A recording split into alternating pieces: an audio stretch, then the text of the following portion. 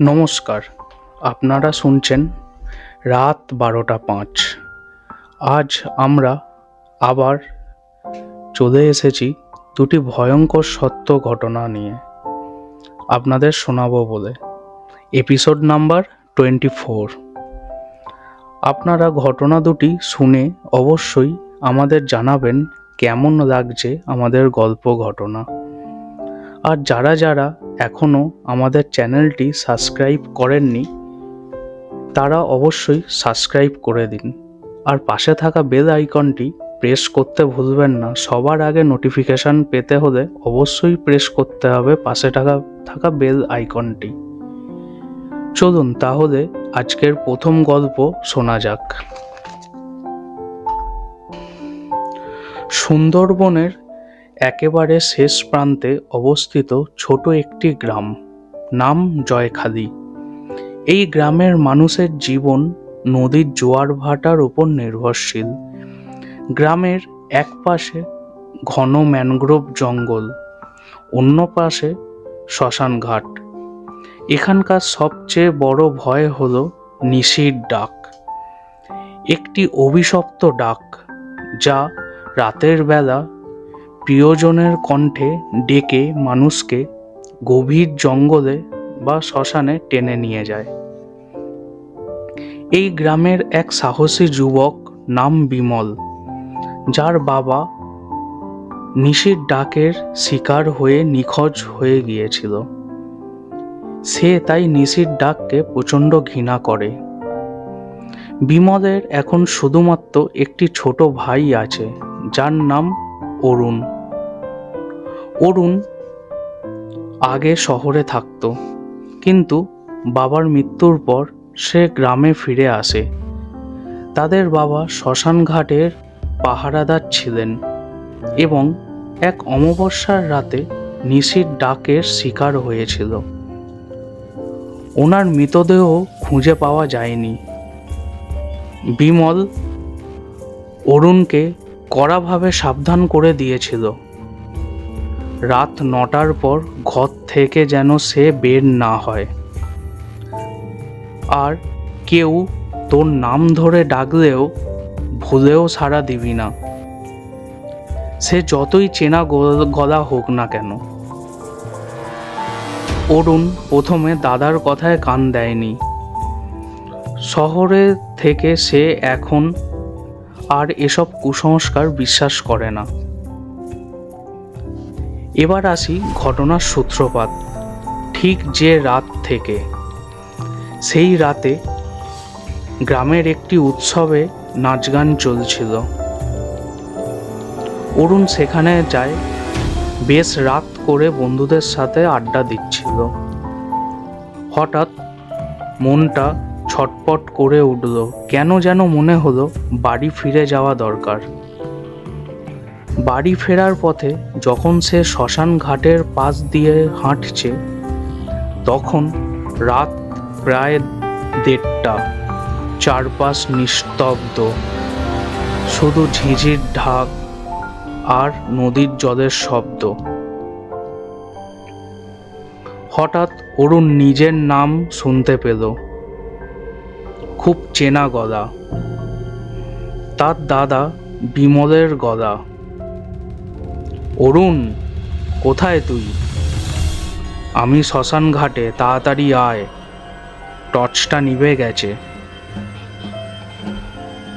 অরুণ যতই এসব নিশির ডাক কুসংস্কার বলে মনে করে, সেই মুহূর্তে সে প্রথমে চমকে উঠেছিল, কিন্তু গলার আওয়াজটা তার দাদার মতো যখন সে বুঝল, তার ভয় কেটে গেল।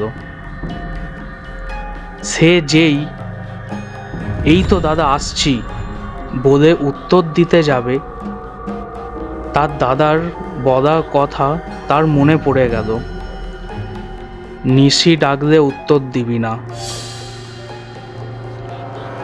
অরুণের এবার ভয় করতে লাগলো, কিন্তু অরুণ কোনো মতে কোনো উত্তর সাড়া না দিয়ে স্তব্ধ হয়ে দাঁড়িয়ে রইল। তার হাত পা ঠান্ডা হয়ে আসছে। বিমলের গলা আবার ভেসে এলো, এবার যেন আরো কাছে। অরুণ, কি হলো? ভয় পেলি নাকি? আয় না, একটা লোক মারা গেছে, সৎকার করতে হবে, কেউ নেই।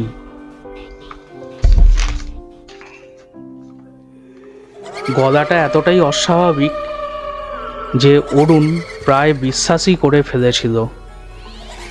কিন্তু অরুণের মনে খটকা লাগলো।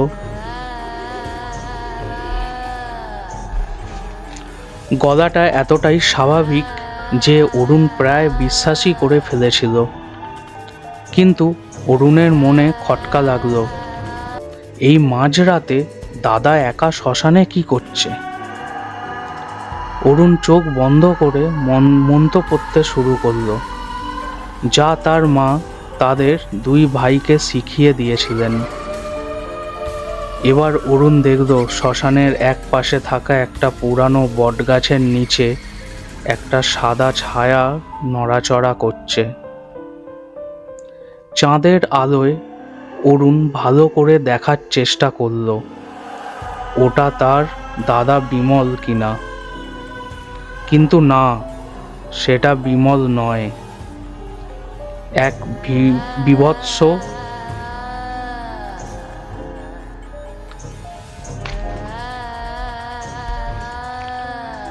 বিভৎস অবয়ব। এবার ক্ষুব্ধ হয়ে ওঠে। এবার আর বিমলের মিষ্টি গলায় নয়, একটা কর্কশ ভয়ঙ্কর আওয়াজ ভেসে এলো, কেন উত্তর দিলি না? জানিস না রাতে নাম ধরে ডাকলে উত্তর দিতে হয়? অরুণ কথাটা শোনা মাত্রই আর সেখানে না দাঁড়িয়ে দৌড়তে শুরু করলো। সে প্রাণে প্রাণে গ্রামের দিকে দৌড়চ্ছিল। সেই অবয়বটা হাসতে হাসতে অরুণের পিছু নিল। হাসিটা বেশ অদ্ভুত আর ভয়ঙ্কর, মনে হচ্ছিল এক শিয়াল আর নারীর হাসির সংমিশ্রণ। দৌড়তে দৌড়তে অরুণ শ্মশান ঘাটের সীমানা পেরিয়ে গ্রামে পৌঁছল। গ্রামের ভিতরে ঢুকে সে একবার পিছন ফিরে দেখল সেই অবয়বটা আর নেই, অদৃশ্য হয়ে গেছে। সে হাঁপাতে হাঁপাতে বাড়ি পৌঁছে দরজায় ধাক্কা দিল। তার দাদা বিমল দরজা খুলল। বিমলকে দেখেই সে বুঝতে পারল ঘুমন্ত তার চোখ মুখ। দাদা বাইরে বেরোয়নি, এতক্ষণ সে বাড়িতেই ঘুমোচ্ছিল। তার মানে শ্মশানে যে ডেকেছিল সে বিমল ছিল না। সেই রাতের পর থেকে অরুণ আর কোনো দিন রাতে ঘর থেকে বাইরে বের হয়নি। গ্রামের মানুষের বিশ্বাস আরো পোক্ত হলো। নিশির ডাক আজও সুন্দরবনের গ্রামগুলিতে সক্রিয়। গ্রামের মানুষেরা বলে উত্তর দিলে সেই আত্মা মানুষকে নিজের বশে নিয়ে নেয় এবং জঙ্গলে মেরে ফেলে, না হয় পাগল করে দেয়। অরুণ বেঁচে ফিরেছিল শুধুমাত্র তার দাদার সাবধানী বাণী আর তার মায়ের শেখানো মন্ত্রের জোরে। কিন্তু সেই রাতে শ্মশানঘাটের বীভৎস স্মৃতি আজও তাকে তাড়া করে বেড়ায়। ভীষণ ভয়ঙ্কর এক গল্প শুনলাম আমরা। আপনাদের কেমন লাগলো এই ঘটনাটি? আমাদের কমেন্টে জানাবেন। আমি নিশির কথা আগে শুনেছি, কিন্তু নিশির ডাক যে এত ভয়ঙ্কর হতে পারে তা আমার জানা ছিল না। আপনাদের সাথে যদি এরকম ভয়ঙ্কর ঘটনা কখনো ঘটে থাকে, আপনারা আমাদের সাথে শেয়ার করুন। অবশ্যই আমরা শ্রোতাদের সেই ঘটনা শোনাবো। এবার চলুন তাহলে আজকের পরের ঘটনায় যাওয়া যাক। এটি কোনো গল্প নয়, এটি একটি সত্য ঘটনা।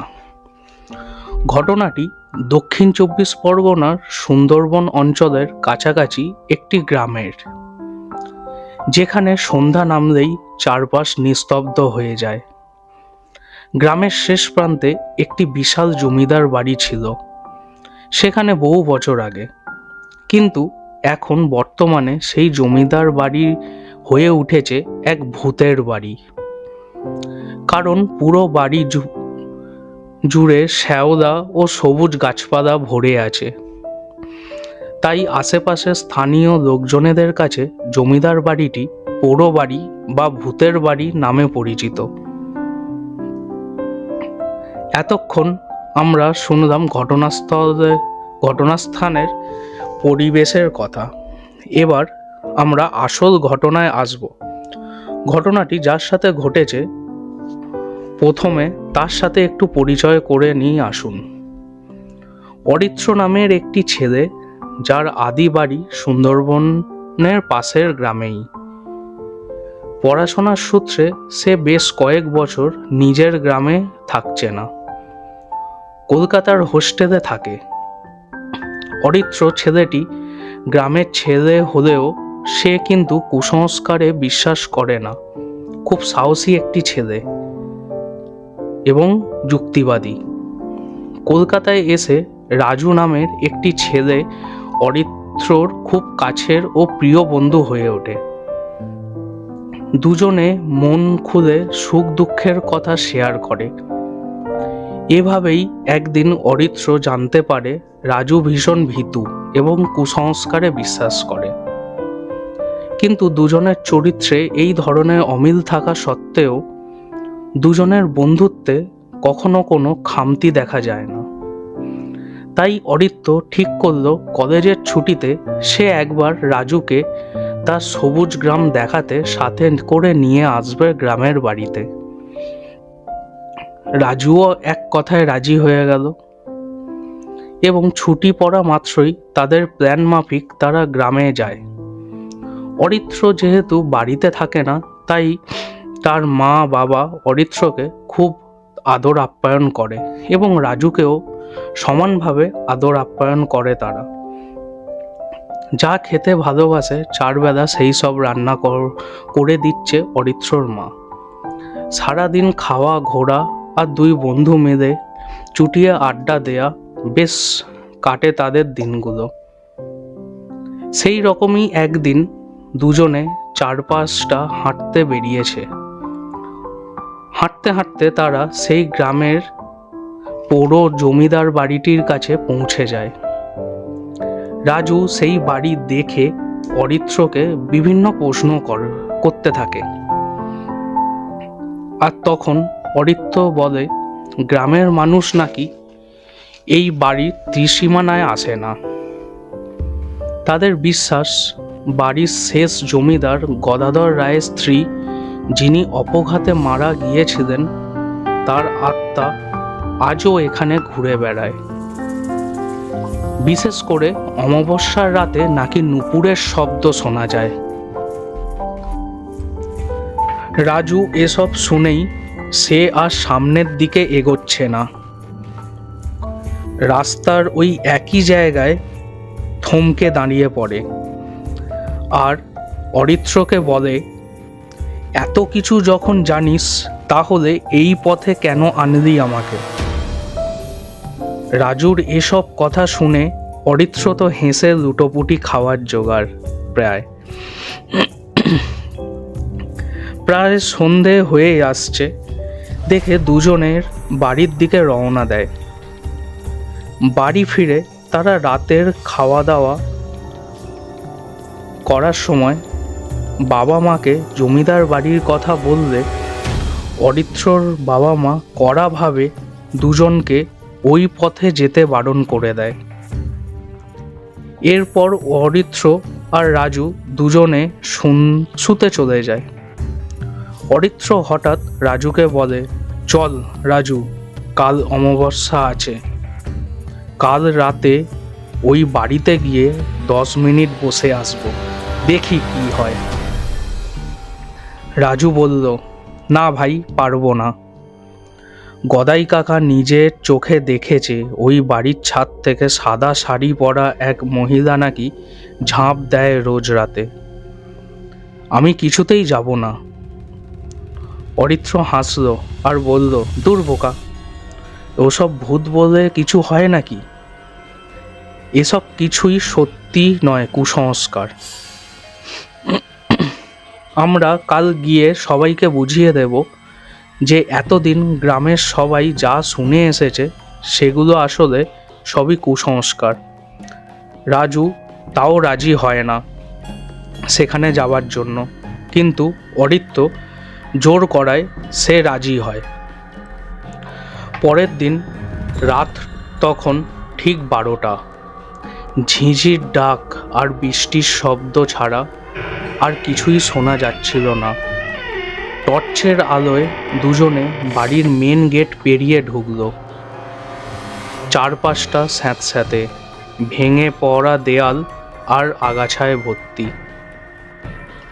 কিছুক্ষণ চুপচাপ থাকার পর অরিত্র বলল, কই রে রাজু, নূপুর ধ্বনি তো কিছু শোনা যাচ্ছে না। দেখলি তো কিছুই নেই, বলেছিলাম না। রাজু কোনো উত্তর দেয় না। চারিদিকে পুরো নিস্তব্ধ আছে। হঠাৎ রাজু অরিত্রর কানে ফিসফিস করে বলল, অরিত্র, আমার বুকটা কেমন যেন করছে, চল এবার ফিরে যাই। আর ভিতরে যাওয়ার কি দরকার? অরিত্র রাজুর কথা না শুনে সামনের দিকে আরও ভিতরের দিকে এগোতে লাগল। হঠাৎ দোতলার সিঁড়ির কাছ থেকে একটা ঝুরঝুরে শব্দ এলো, যেন পুরনো কাঠ ভেঙে পড়ল। তারপরই খুব ধীরে ধীরে একটা আওয়াজ ভেসে এলো,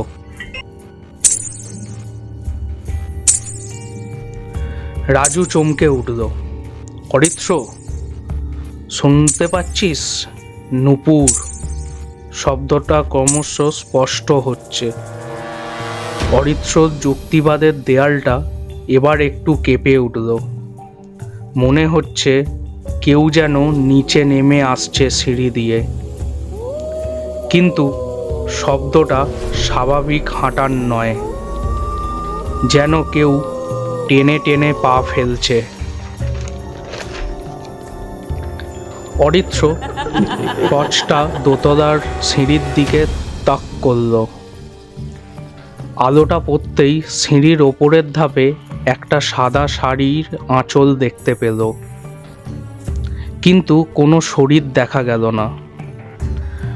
রাজু এবার ভয়ে চিৎকার করে উঠল, অরিত্র, চল পালাই, প্লিজ। অরিত্র আর সাহস করে সামনে না এগিয়ে রাজুর কথা মতো পালানোর জন্য বাড়ির মেন দরজার দিকে দুজনে ছুটতে থাকে। কিন্তু আশ্চর্যের বিষয় ঘটল তাদের সাথে।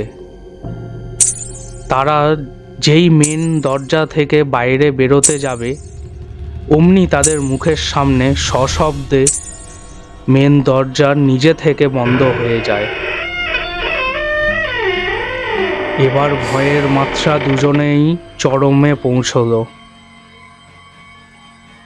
অরিত্রর পিঠ দিয়ে একটা ঠান্ডা স্রোত নেমে গেল। সেও এবার ভীষণ ভয় পাচ্ছে। নূপুরের শব্দটা এবার দ্রুত গতিতে তাদের দিকে এগিয়ে আসছে মনে হচ্ছে। কেউ দৌড়ে আসছে তাদের ধরার জন্য।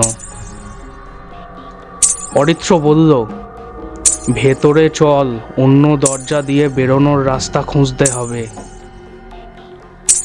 ওরা দুজনে দৌড়ে এক হলঘরে ঢুকলো, কিন্তু হলঘরে ঢুকতেই টর্চটা দপ করে নিভে গেল।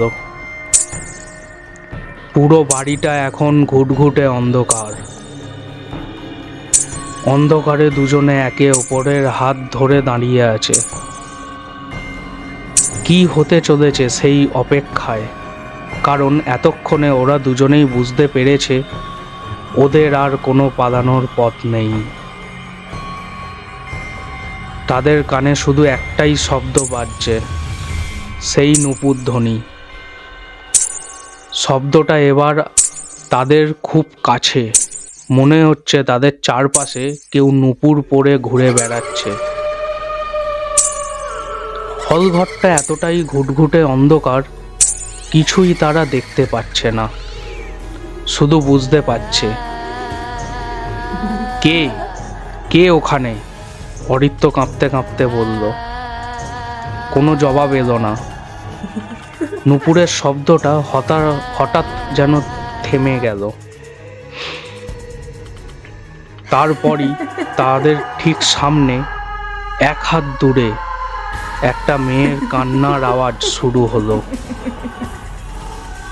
কান্নার আওয়াজটা ক্রমশ তীব্র হচ্ছে। হঠাৎ তারা লক্ষ্য করল ঘরে হালকা চাঁদের আলো পড়েছে। সেই আলোয় তারা দেখতে পেল তাদের সামনে দাঁড়িয়ে আছে এক নারী অবয়ব। তার মুখটা বিভৎস, অর্ধেক মুখ চুলে ঢাকা, কিন্তু তার পায়ে কোনো নূপুর নেই। যদি পায়ে নূপুর না থাকে তবে শব্দটা কিসের ছিল? মহিলাটি তাদের সামনের দিকে এগিয়ে এলো। রাজু ভয়ে জ্ঞান হারালো। অরিত্র বুঝতে পারল তার আর বেঁচে ফেরার কোনো আশা নেই। নূপুরের শব্দ আসলে তাদের মৃত্যুর পদধ্বনি ছিল। পরের দিন সকালে অরিত্রর মা বাবা দুজনেই কাউকে দেখতে না পেয়ে চারিদিক খুঁজতে লাগলো, কিন্তু কোথাও পেল না। হঠাৎ তাদের আগের রাতে খেতে বসে অরিত্র সেই রাজবাড়ি নিয়ে বলা কথা মনে পড়ল। তারা আর কিছু না ভেবে, সময় নষ্ট না করে সেই রাজবাড়ির দিকেই দলবল নিয়ে গেল। রাজবাড়ির ভেতরে ঢুকতেই তারা রাজুকে অজ্ঞান অবস্থায় খুঁজে পেল, কিন্তু অরিত্রকে কোথাও খুঁজে পেল না। রাজু সুস্থ হওয়ার পর শুধু একটাই কথা বলেছিল, ওরা নূপুর পরে না, নূপুর বাজে ওদের পায়ের শব্দে। অরিত্রকে সাথে নিয়ে গেছে। অরিত্রর মা বাবা পরিবার একেবারে ভেঙে পড়ে, কারণ আজও অরিত্রকে খুঁজে পাওয়া যায়নি, এমনকি তার মৃতদেহ কোথাও পাওয়া যায়নি। এই ঘটনাটি সত্যিই একটা মর্মান্তিক ঘটনা। যাদের সাথে এই ঘটনাটি ঘটেছে তাদের জন্য অবশ্যই আমাদের রাত 12:05 তরফ থেকে সমবেদনা রইল। আর এরকম ঘটনা আপনাদেরও যদি কারোর সাথে ঘটে থাকে অবশ্যই আমাদের সাথে সেগুলো শেয়ার করবেন, যাতে আমরা আপনাদের ঘটনাগুলো সবার সামনে আনতে পারি, সবাইকে শোনাতে পারি। আর অবশ্যই যদি আমাদের ঘটনা বলা, গল্প বলা ভালো লাগে অবশ্যই চ্যানেলটাকে সাবস্ক্রাইব করুন, পাশের বেল বাটনটা ক্লিক করুন যাতে সবার আগে নোটিফিকেশনটা আপনার কাছে পৌঁছায়, আর বন্ধুদের সাথে শেয়ার করুন। আমাদের এই ছোট্ট পরিবারকে বড় হতে সাহায্য করুন, কারণ আপনারাই পরিবারের অঙ্গ। তাহলে চলুন আজকের মতো এখানেই এই এপিসোডটা শেষ করলাম। নেক্সট এপিসোডে আরও ভয়ঙ্কর কিছু নিয়ে আমরা আসছি। শুভরাত্রি।